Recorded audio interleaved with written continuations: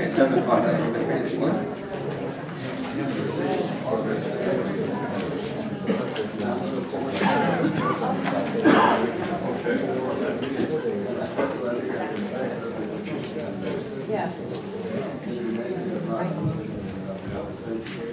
All right, I'll call this meeting of Saanich Council to order on Monday, October 5th. Our council meeting is broken into two halves, a council meeting followed by a committee of the whole, and after that we could be going into a recap meeting.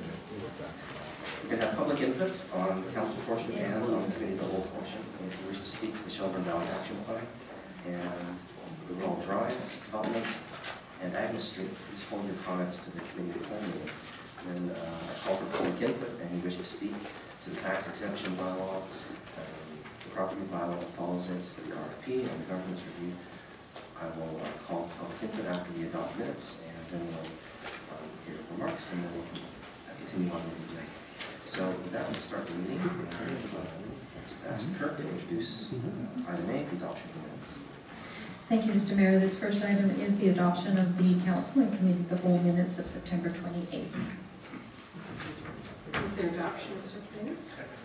Any changes to the minutes? So none, I'll call the question. All in favor? Opposed? None opposed. Motion is carried unanimously. Thank you. Next item, please, Madam Clerk. Thank you, Mr. Mayor. This next item is public input opportunity on business items C1 and 2, and also item D, D1 and 2 on the council agenda. Are the members of the public who wish to speak, please come up to the microphone and provide your name and address, and you have up to 5 minutes. Thank you.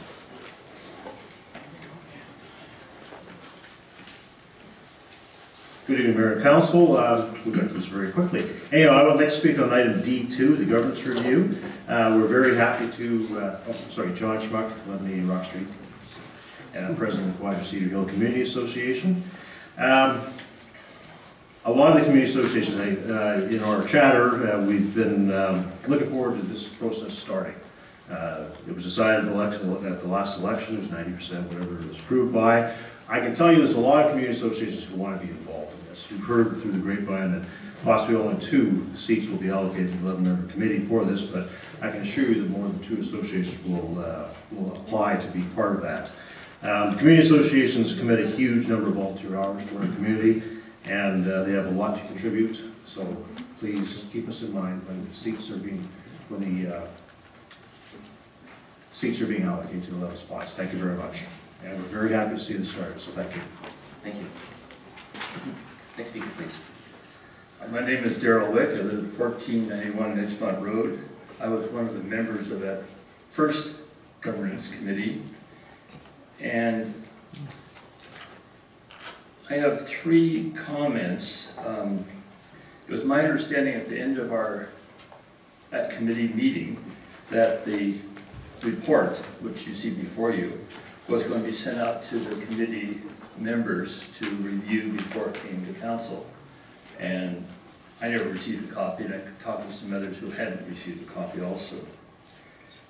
Additionally, in the recruitment process, item 1.2.6, it comments that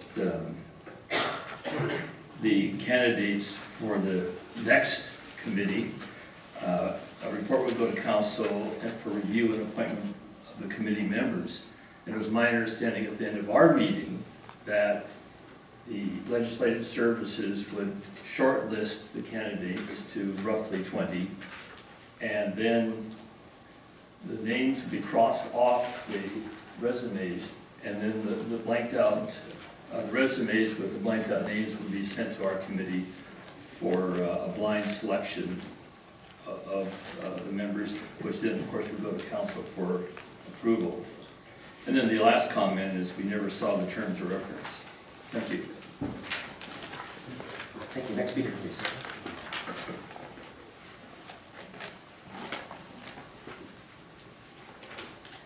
Karen Harper, 3430 Bon Air. Good evening, Your Worship and councillors. I started to read this with a sense of optimism, and I ended it with a sense of despair.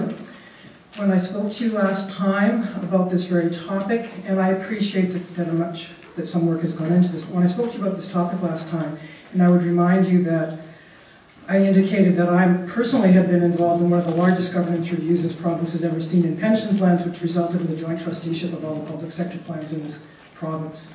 So I think I know a little bit about governance reviews. And what's significantly missing from this paper, and which is why I'm in a state of dismay, and I think was somewhat alluded to by the prior speaker as well, is this is not, in terms of the committee that will be selected, people who are going to be champions of governance, because they are just overlooking processes that will be managed by staff and the communication specialist that's hired. That's the way it reads. There's no guts to this. It doesn't say what they are going to become expert in. It will be difficult for them to take a leadership role, in my opinion, with the public that's going to ultimately be involved in this process, because they themselves will not have developed any sense of expertise, at least not the way this is written. So if that was your intention, that in fact you should, and that seemed to be what you were indicating last time, that you wanted champions who would be from the public, then I think it still needs some work. I think it is something we've all been waiting for a very long time, and I think one of the ways to resolve that is to get the committee going and let them, in fact, start figuring out what that they should be doing and what they are and aren't prepared to do, as opposed to making assumptions about how much time and effort they're prepared to spend. Because really, I just see that this is something that will end up with very surface results based on what is in front of you today. And if you truly want a governance review, you need to have a lot more meat. As they once said in the Wendy's ad many, many years ago, where's the beef? And quite frankly, I don't see the beef. Thank you. Thank you. Any other members of the public who wish to speak, please come forward.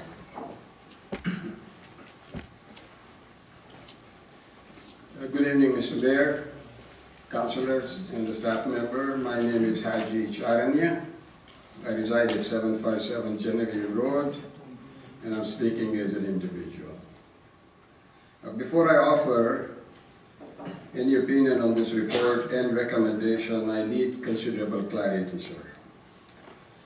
And what I'm saying is my own view, with no disrespect to anyone else. I see two aspects to Council's motion. A, how the process could be structured as a citizen-led initiative. And B, to get residents' feedback how a citizens-led committee could be structured. I think that's the two parts of the motion. Emphasis being on citizen-led. Well then, what was the focus group? how were the people in that group were selected. This group apparently from the advisory committee and assisted in establishing governance committee recommendation. Was this authorized or directed by council? Question number one. The next point is the staff is being directed to complete a terms of reference according to the document. And this is for the committee. And as I understand, this committee is being asked to report to council and be authorized to engage a consultant to manage the workflow. Isn't the consultant already engaged? Isn't the consultant already in place? Question 2. Number 3, where is the background material provided to 10 participants prior to the meeting along with the agenda? The meeting was held on September the 10th. Also, it seems the purpose of the committee would be to provide input and guidance on the information fed to them by staff and consultant. Where is the independence, objectivity, and neutrality of the information? What assurances do we have that the policies, procedures, decision-making, transparency, accountability, etc. will be assured, evaluated, and reported objectively to the community and council? That's another question. The second part of the referendum, as I understand, is to define our relationship with other municipalities and the CRD. Again, if you were one of the staff members, what would you do? If I were one of the staff members, I would think long and hard before I would suggest that my function be outsourced or merged. Also, what happens to the autonomous functions such as firefighting and policing? I don't have real problem with the formation of 11-member Governance Review Citizens Advisory Committee. I seem to struggle with how independent and constructive the process would be, which is primarily led and or driven by staff and consultants. How would we filter out the challenges and the opportunities to make Saanich efficient, effective, transparent, and accountable, and be an effective, integral part of the region? I suppose only the time will tell.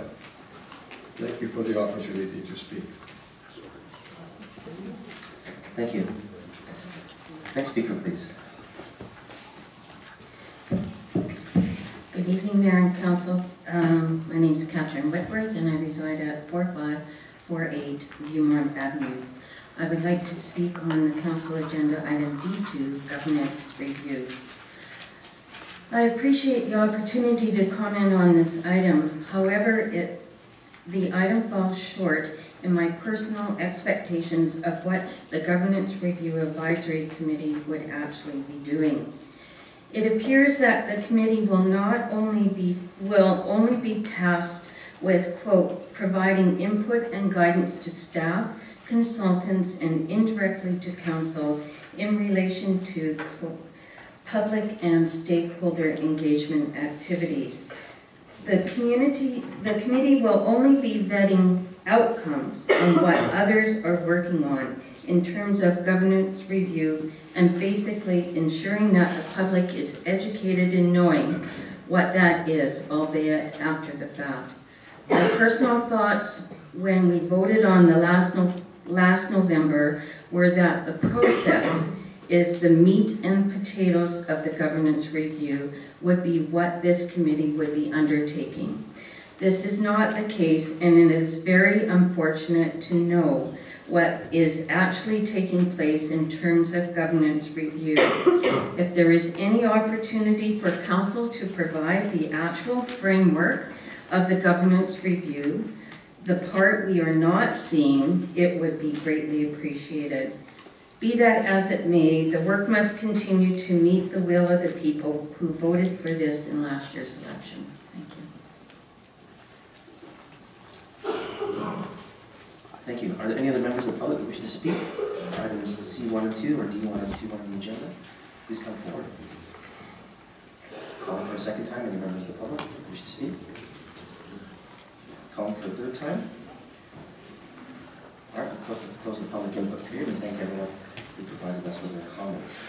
So with that, we'll move to item C on the agenda. Madam Clerk, would you please introduce that for us? Thank you, Mr. Mayor. This next item is the tax exemption real property bylaw number 9350. It is to exempt certain lands and improvements from taxation for the years 2016 through 2019. Move first reading. Any discussion? Seeing none, I'll call the question. All in favor? Opposed? Move second reading. Motion is carried. Call the question on the second reading. All in favor? Opposed? Motion is carried. Move third reading. Call the question. All in favor? Opposed? Motion is carried. Thank you. This next item, Mr. Mayor and Council, is the tax exemption real property bylaw for the riparian and heritage properties. This is for 3 readings. It's bylaw number 9356, and this will exempt certain lands from taxation again in 2016 through 2019 years. Someone move first reading. Move first reading. Call the question. All in favor? Opposed? Motion is carried unanimously. Thank you. Second reading. Move second reading.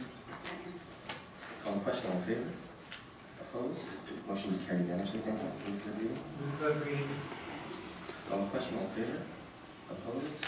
Motion is carried unanimously. Thank you. All right, with that, we'll move to item D, resolutions for adoption.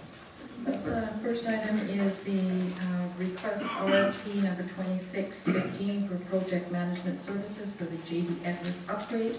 The report of the Director of Finance is recommending that Council award the RFP to Randstad Technologies with an estimated amount of $275,000 to $335,000.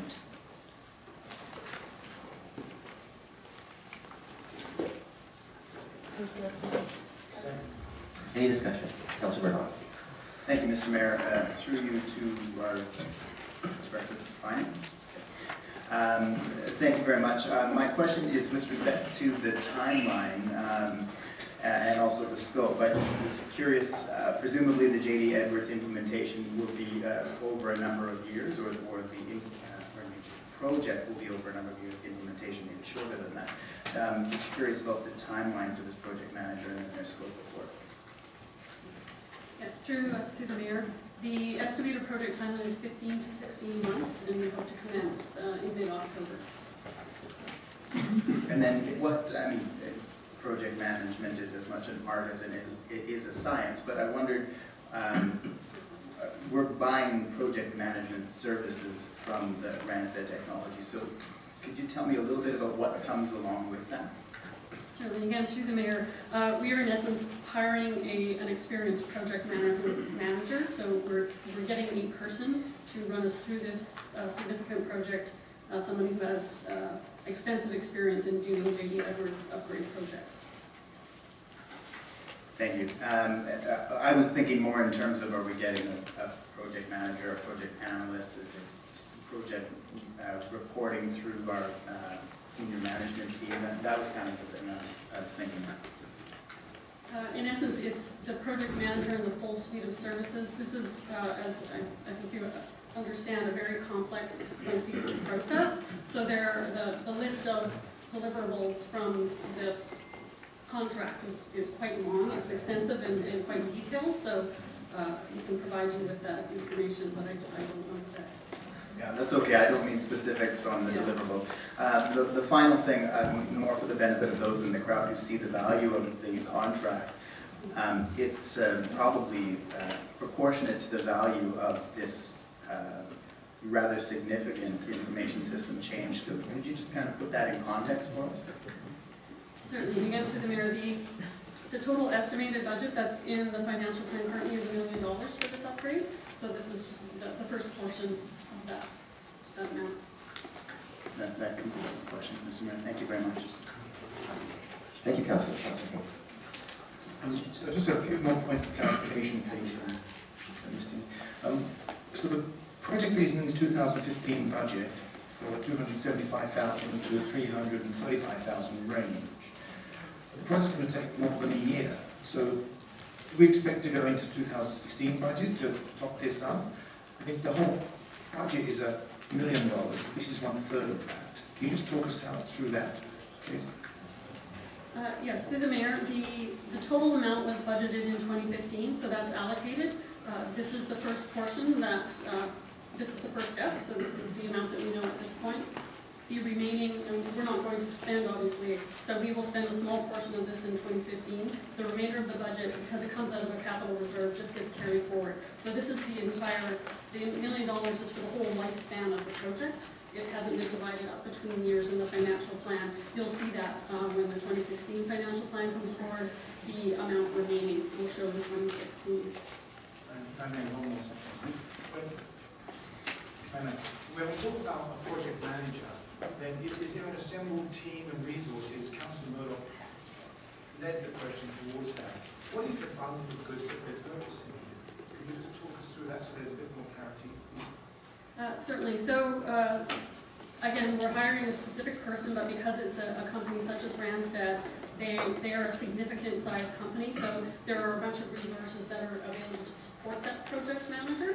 So, where we need specialized resources to analyze a specific module of the software, they'll be able to provide that additional expertise.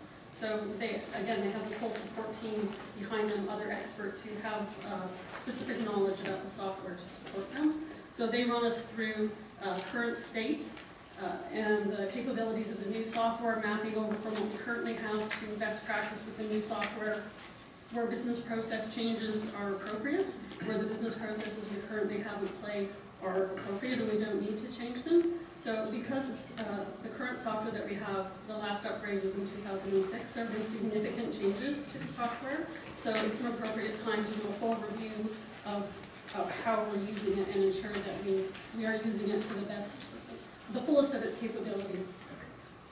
Thank you very much. Any more questions from council? Seeing none, I'll call the question on the recommendation. All in favor? Opposed? Motion is carried unanimously. Thank you. Right. Madam Clerk, would you please introduce D2 Plus? Thank you, Mr. Mayor. This next item is the governance review. The report of the Chief Administrative Officer is recommending the council receive the report there for information and also to approve the recommendations as set out in the report. Thank you, Mr. Mayor. Thank you. Over to our Chief Administrative Officer. Do you want to introduce the report? Yes, Mr. Mayor. This is a report we have been to council on June 15th. On June 15th, we came to council. Council gave us a motion to try and develop some greater feedback in terms of how we might have a citizen-led committee. We did some canvassing and had a focus group with some of the personnel that you've appointed to your committees on a random basis. They worked with the consultants to develop some options and some discussions of what might work. What you have here in the report is a result from that meeting, some recommendations that flow from the last report we provided to you on June 15, and recommendations about how we think this project will move forward.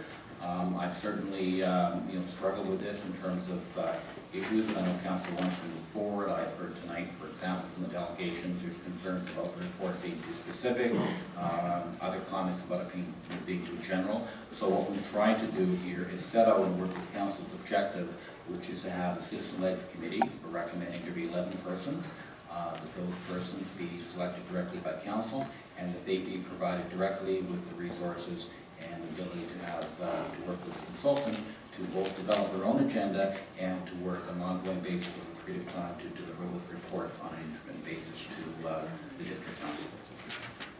Thank you. I saw Councillor Jones hand up first.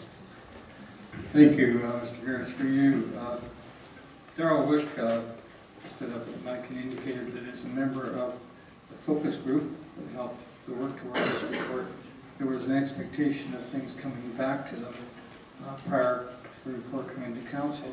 At least we felt that, and felt that it had not happened. Could perhaps a consultant comment on that?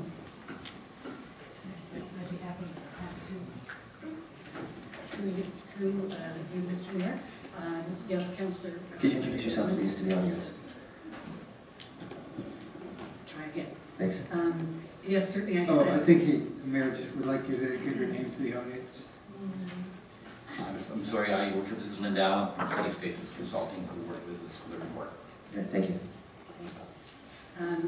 Yes, indeed, those suggestions were raised at the focus group, and my co-consultant, Alison Abkirk, and myself took that back to senior staff, to whom we report, and we discussed various aspects of whether or not that should occur, and an alternative approach was decided upon, primarily to be able to advance this initiative as quickly as possible. Thank you. Councilor Price next, and Councilor Platt. Thank you, Mr. Mayor. Through you to the consultant. On this issue, and I very carefully listened to Mr. Laidlaw, and he said members of this committee be selected by council. My impression from the presentation tonight, plus a couple of others who I know served on that focus group, was that certainly while council would give its final blessing, that the actual selection would be done hopefully by the focus group or a similar group, so that there was a total arm's length between council and the members of that committee. That doesn't appear to be what you're recommending, and I'm going to ask why that would be the case. Mr. Mayor, yes, the focus group was set up to get feedback on a one-time meeting, working with consultants to help us develop these terms of reference. The view and the recommendation I'm putting forward to you here is that those 11 people be selected by council. There would be an application process for that, and that council makes the criteria set up there, make a broad selection of the community to move forward with that committee. So the recommendation, it could be that you refer back to that group, but it's a recommendation certainly for myself that the advertising be done through legislative services and that those individuals to be selected by council. Councilor Price. Just to follow up on that, and I thank you for that clarification. I think it's pretty fundamental, and when we come to discussing the report and how we advance, I will certainly be looking to suggestions from other members on council as to how we can move the selection of the people on that committee away from the determination by this council. I think in a way it takes the power of the